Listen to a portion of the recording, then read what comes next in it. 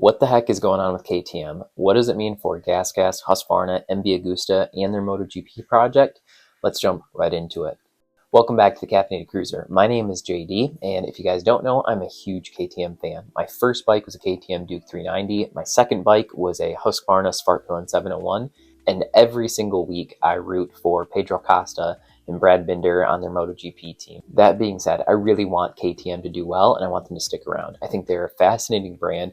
I think they're one of the few manufacturers that's really pushing the limits of what a motorcycle can be and what it can do. Now, that doesn't mean I agree with everything KTM has done over the last several years. I don't like their pay-to-play model where they have features in a bike, but they don't give them to you unless you give them more money. And I think, some of their quality control issues, like their camshaft failures, and some of the other things that we've seen has been a real problem and has really made people distrust the brand.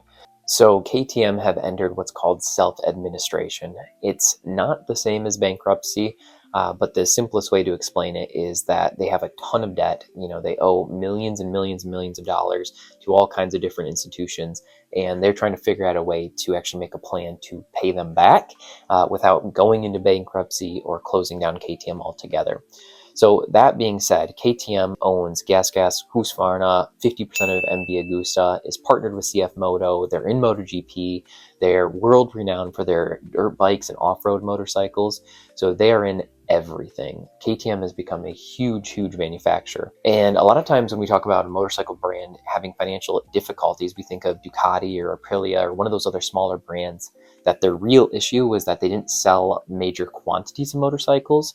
KTM is not like that, not at this time in history. KTM is huge. They're a massive manufacturer that sells thousands and thousands of bikes a year. During COVID, KTM was one of the manufacturers that saw a huge spike in overall bike sales. And at that time, they invested heavily into mountain bikes as well, pedal bikes. And they built a ton of factories all over the world and really poured a ton into it, thinking that the spike we saw during COVID was going to continue. Unfortunately, that's not what happened. And KTM has struggled to actually sell the bikes that they're producing. They're at a point where they sell hundreds of thousands of bikes worldwide, but yet they're making more than what they can actually sell because they have so many different factories. So what does this mean for KTM and all the different entities that are involved with them? This is where I'm going to get more into predictions and my thoughts on what we might see happen. First, I think there's a high likelihood we see GASGAS and Husqvarna go away. Either they're sold off entirely or KTM still retains the brand ownership, but they simplify their line and they stop offering so many different competing products. Functionally, GASGAS and Husqvarna, they are just blue and red versions of KTM's. And at this point, KTM has a ton of different motorcycles under all these different brands that are all competing with their core product and their core messaging even.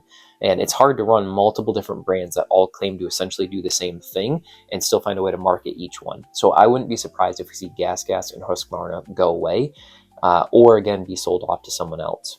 KTM makes crazy fast bikes that handle amazingly and have tons of character, but they have a ton of different motorcycles that are all kind of fighting for the same general space. For example, they have a Duke 790, 890, 990, and 1290. And in those four separate models, at least three of those, the 790 to the 990, all really compete for the exact same target audience. And it's really hard to figure out what one's the right bike to go for. So I think we might see some of those lineups shortened, and maybe what we'll see is a more simple progression from their 390 to a 790 to a 990 to a 1290. Some of those other models might get cut. Now again, I'm saying this totally hypothetically. I don't know for a fact which one is their best selling model. So another big theory I have of how KTM might end up finagling things, I think, again, they might cut GASGAS and Husqvarna, and what they'll offer is KTM and MV Agusta. Right after I made the first part of this video, I found out that KTM has actually pulled out of buying MV Agusta, and they're kicking the MV Agusta production out of the KTM factories. This is big, big news. One of the theories I had was that potentially KTM might make MV Agusta the primary road-going option for their motorcycles and focus the rest of their efforts on their off-road dirt bike line and ADV line.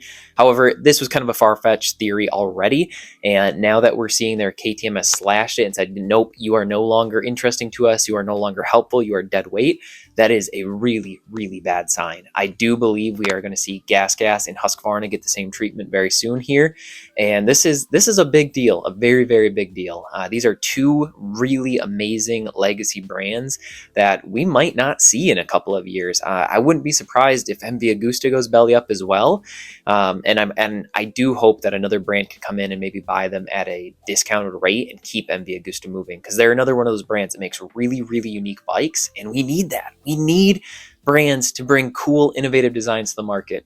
The other thing I saw is that KTM has halted any development on their MotoGP project until at least March of 2025, which means they are in much worse condition than what they initially let on. Again, they have a top tier talent on their team in Pedro Acosta, and they filled out the rest of their spots with really talented individuals as well. I thought KTM was going to take a big leap this year, and it looks like KTM might take a big leap right out of MotoGP. Again, I really, really want to see them stick around.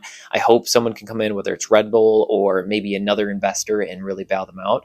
But this is bad news, and KTM is quickly approaching true bankruptcy. So changing gears a little bit, what does this mean for their MotoGP project?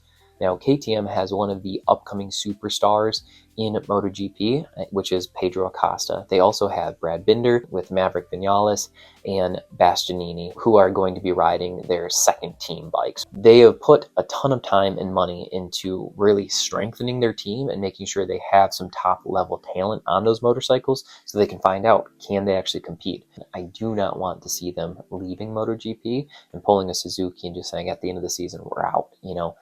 That is something that is definitely a possibility. MotoGP does take a ton of resources to run, and with a rider lineup like they have, I can only imagine that their payroll must be fairly significant this year. Now, their primary partner is Red Bull. Red Bull is the racing energy drink. They are everywhere. They even own F1 teams. So is there a possibility that Red Bull could buy KTM and keep running it as KTM Red Bull? That's definitely something that could happen. The other theory I have is that potentially someone like BMW, who there's been tons of rumors that they might be entering MotoGP in the next couple of seasons, maybe they look at KTM and they say, hey, you've already got a bike, you've got a team, you've got riders. We want to buy motorcycles, we want to buy the team, and we'll take all of your data and we'll actually go race, but as BMW instead of KTM. We've seen things like that happen in the past where teams switched hands, and even though the motorcycle technically was still another brand, they slap a new brand name on it. We see that even in Moto2, where CF Moto was racing, and CF Moto really functionally is just KTM motorcycles. Again, I am a huge KTM fan, and I do not want to see them exit the sport, so I'm really hoping they can figure this out. There's one last theory I have, and this really in my mind is the darkest timeline. We might see KTM fully go the way of something like a Harley Davidson, where they really, really double down on being a premium offering. They stop offering entry-level bikes. They stop offering those lower cost options, and they produce way less motorcycles, but continue to charge even more for them. I think this is the darkest timeline, but we saw Harley Davidson when they brought in Jochen Zeitz. His whole idea was make Harley even more of a luxury brand, more of a premium brand.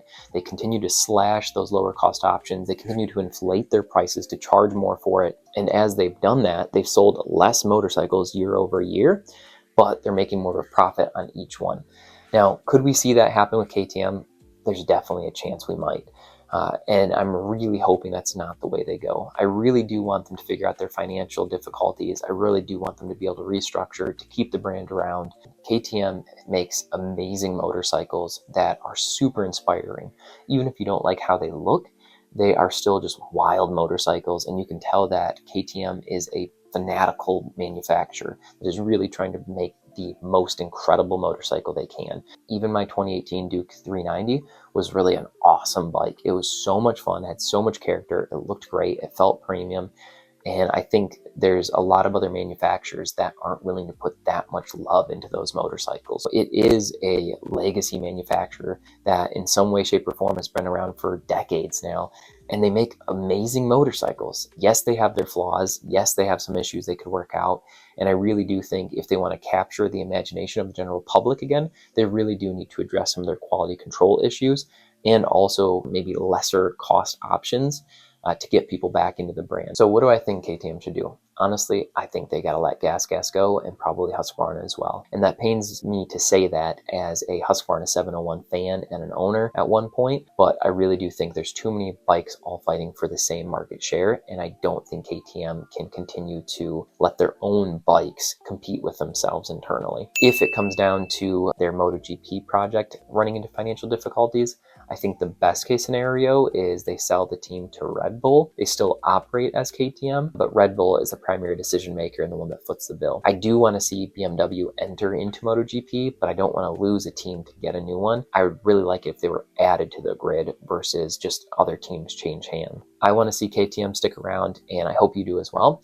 Leave your thoughts below. Let me know if you think I'm right on this. Let me know what you think might happen with the brand. Again, these are all just theories, just things I'm spitballing, but I do think there is a good chance we'll see at least one of these theories come true. Thank you so much for watching. Keep two wheels down, ride safe, bye-bye.